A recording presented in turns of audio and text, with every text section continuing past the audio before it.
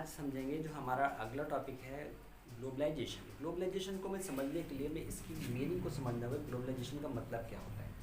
तो हम देखते हैं कि what is the meaning of globalisation.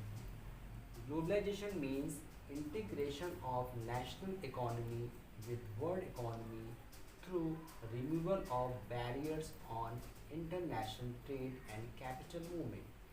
यहाँ पे जो मेन आपको समझने वाली बात है वहाँ है, यहाँ पे जो दो यहाँ से जो पॉइंट लिया हमने, integration of national economy with world economy. कहने का मतलब ये है कि जब कोई भी इकोनॉमी वर्ल्ड की इकोनॉमी से इंटीग्रेट होती है, जब हम या हमारे देश या किसी दूसरे कंट्री के साथ या वर्ल्ड की सभी इकोनॉमी के साथ जब इंटीग्रेट होती है, जुड़ती है, तो उसी को हम बोलते हैं globalisation. Integration of national economy with world economy through removal of barriers and international trade. जो भी बैरियर्स हैं, बैरियर से मतलब क्या है, जो भी हमारे देश के जो इंडस्ट्रीज़ हैं, ये कंपनीज़ हैं, हम दूसरे देश की जो कंपनीज़ और जो इंडस्ट्रीज़ हैं, उनके ऊपर जो बैरियर्स लगाए होते हैं कि इंपोर्ट एंड एक्सपोर्ट पे, वो हटाकर रिमूव करते हुए जब हम एक नए इकोनॉमी में एंट्री करते हैं, उसी को बोलते हैं globalisation.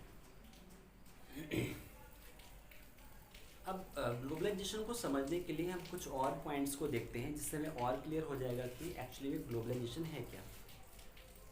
Globalisation is the outcome of the policies liberalisation and privatisation. इससे क्या मतलब हुआ कि जो एक देखा जाए तो ग्लोबलाइजेशन का जो मेन रोल क्या है, ग्लोबलाइजेशन एक्चुअली में हुआ क्या, कहाँ से आया है ये वर्ड या ये कॉन्सेप्ट आया कहाँ से। जैसे कि हम कहें कि जब हमारे कंट्री में गवर्नमेंट के जो रोल को थोड़ा सा कम किया गया, मतलब गवर्नमेंट का जो कंट्रोलिंग है कंट्री पे वो कम कर दी गई, और थोड़ा सा प्राइवेटाइजेशन को थोड़ा सा उसको बढ़ावा दिया गया। प्राइवेटाइजेशन को बढ़ावा देने से मतलब क्या है कि जो प्राइवेट कंपनीज हैं, एमएनसीज हैं, एंटरप्रेन्योर्स हैं, उनको ज़्यादा से ज़्यादा लिबरलाइज़ किया गया और उनको कहा गया कि वो इन्वेस्ट करें, और उनके ऊपर जो बैरियर्स थे या जो भी उनके ऊपर रिस्ट्रिक्शंस लगाए गए तो उनको कम किया गया। इसी तरह जब प्राइवेटाइजेशन को थोड़ा सा सपोर्ट किया गया, उनको थोड़ा सा बैकअप दिया गया, और उनको थोड़ा जो उनके ऊपर लगाए गए रिस्ट्रिक्शंस और बैरियर्स को कम किया गया, तो फिर क्या हुआ कि दूसरे देशों के जो कंपनीज़ हैं, एमएनसीज हैं या एंटरप्रेन्योर्स हैं, उन्होंने भी इंडिया में आके इन्वेस्टमेंट करना शुरू किया। तो आप देख रहे हैं गवर्नमेंट्स के रोल को कम करना, प्राइवेटाइजेशन को बढ़ावा देना। और प्राइवेटाइजेशन को बढ़ावा देने का मतलब दूसरे देश से भी जो प्राइवेट कंपनीज़ हैं वो भी हमारे देश में आके इन्वेस्टमेंट करने लगी।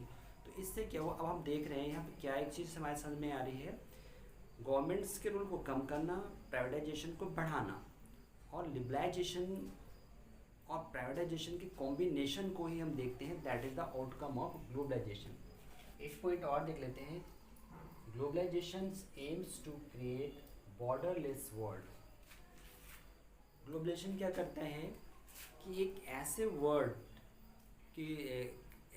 वर्ल्ड की क्रिएशन करता है जो बॉर्डरलेस है। बॉर्डरलेस से मतलब जितने भी देश हैं वो सभी मिलकर एक कॉमन वर्ड बनाते हैं, मतलब सभी मिलकर एक पूरा देश बन गया, मतलब किसी भी तरह की कोई बाउंड्री नहीं है। बाउंड्री से यह मतलब हुआ किसी भी तरह का कोई भी रिस्ट्रिक्शंस नहीं है ट्रेड्स एंड कैपिटल मूवमेंट्स पे। That is a globalization, a borderless world. Now we see changes made by the globalization of the economy. Globalization से जो हमारी इकोनॉमी में क्या क्या चेंजेस आए हैं वो हम देखते हैं। जैसे कि फर्स्ट है the economy policy prepared a specified list of priority industries in which FDI was allowed up to 51%। Globalization के बाद एक बहुत बड़ा चेंज जो आया है इकोनॉमी में वो ये आया कि जो प्रायोरिटी सेक्टर से मतलब क्या हुआ, हमें जो हम प्रायोरिटी इंडस्ट्रीज़ की बात करें, जो पॉलिसी बनाई गई कि कुछ प्रायोरिटी इंडस्ट्रीज थी जिनको जो इंडिया में जिनकी बहुत ज़रूरत थी, कुछ ऐसे प्रोडक्ट्स थे या ऐसी कुछ सर्विसेज थी जो इंडिया में अवेलेबल नहीं थी, तो इन इंडस्ट्रीज़ को, इन जो प्रायोरिटी सेक्टर्स को इंडिया में अलाउड किया गया और एफडीआई को 51% तक अलाउड किया गया।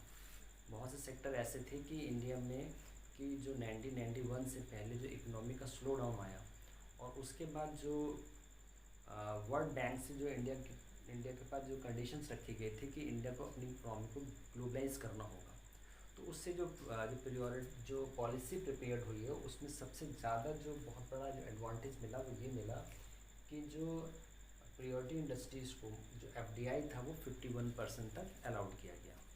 कुछ और चेंजेस आए हमारी इकॉनमी में ग्लोबलाइजेशन होने के बाद। वो चेंजेस क्या क्या थे? Devaluation of rupees up to 20%। जो इंडिया की रुपीज़, इंडिया की जो करेंसी थी उसको डिवैल्यूएट कर दिया गया अप टू 20%। डिवैल्यूएशन मीन्स क्या होता है कि किसी भी देश की करेंसी को दूसरे देश की करेंसी में के अगेंस्ट उसकी वैल्यू को डिक्रीज़ करना। तो 1991 से पहले जो इंडिया की इकोनॉमी जो इतनी एडवर्स कंडीशन में पहुंच गई थी, उसकी वजह से जो उस इंडिया की करेंसी को डिवैल्यूएट किया गया, तो उससे क्या हुआ कि इंडिया का जो था एक्सपोर्ट बढ़ा। एक्सपोर्ट बढ़ने से क्या हुआ? फॉरेन करेंसी आई, फॉरेन रिज़र्व इंडिया का बढ़ गया। उसके बाद क्या था? जो थर्ड चेंज क्या आया? Partially convertible. फिर क्या हुआ? इंडिया की जो करेंसी थी वो पार्शली कन्वर्टेबल कर दी गई। इसका मतलब क्या होता है कि इंडिया की जो करेंसी है उसको मार्केट कंडीशंस के ऊपर छोड़ दिया गया। अब इंडिया की करेंसी को किसी भी देश की करेंसी में कन्वर्ट किया जा सकता था, मतलब उसको बाय और सेल किया जा सकता है इन द मार्केट में। जैसे हम डॉलर को बेच सकते हैं, वैसे ही फिर 1991 के बाद इंडिया की करेंसी को भी मार्केट में सेल और बाई किया जा सकता था पार्शली। फिर उसके बाद और क्या चेंज आया? Restriction and control on external trade was removed. जो भी एक्सटर्नल ट्रेड थी, मतलब जो भी इंपोर्ट एक्सपोर्ट हो रहा था, उसके ऊपर जो भी रिस्ट्रिक्शंस लगाई गई थी, जो भी कंट्रोल्स थे, उनको पूरी तरीके से रिमूव कर दिया गया।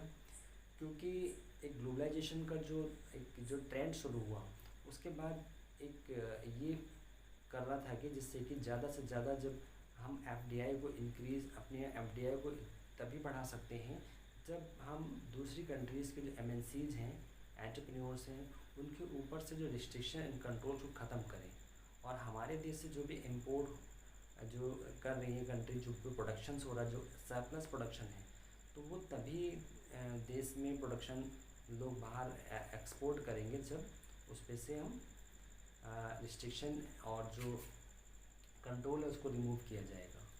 तो ग्लोबलाइजेशन होने के बाद एक बहुत बड़ा ये भी चेंज आया कि जो भी रिस्ट्रिक्शन थे, कंट्रोल थे एक्सटर्नल ट्रेड पे, उसको पूरी तरीके से रिमूव कर दिया गया। उससे क्या हुआ कि जो हमारे देश के जो बिजनेसमैन थे, जो एंटरप्रेन्योर्स थे, उनको एक इनकरेजमेंट मिला कि वो ज़्यादा से ज़्यादा प्रोडक्शन करें और उसको एक्सपोर्ट करें। फिर quantitative restriction in 2001 was totally withdrawn. फिर जो 2001 में जो क्वांटिटिव रिस्ट्रिक्शन था, क्वांटिटिव रिस्ट्रिक्शन से मतलब क्या हुआ? जो एक तो कोटा को एक जो रिस्ट्रिक्शन था कि एक लिमिट बना दी गई थी कि इससे ज़्यादा कोई भी प्रोडक्शन नहीं कर सकता, एक लिमिटेड थी, या इससे ज़्यादा कोई एक्सपोर्ट नहीं कर सकता, या इससे ज़्यादा कोई इंपोर्ट नहीं कर सकता। एक तरह से कोटा जो एक रिस्ट्रिक्शन थी पूरी तरीके से रिमूव कर दी गई। उससे क्या हुआ? फिर लोगों ने ज़्यादा से ज़्यादा प्रोडक्शन करना शुरू हुआ, प्रोडक्शन ज़्यादा हुआ तो एक्सपोर्ट बढ़ा। मतलब ये क्वांटिटिव रिस्ट्रिक्शन से एक बहुत बड़ा फ़ायदा ये मिला कि लोगों ने ज़्यादा से ज़्यादा एक्सपोर्ट करना शुरू कर दिया, जो पहले नहीं हो सकता, क्योंकि एक तरह से एक कोटा डिसाइड कर दिया गया था कि इससे ज़्यादा कोई भी एक्सपोर्ट नहीं करेगा।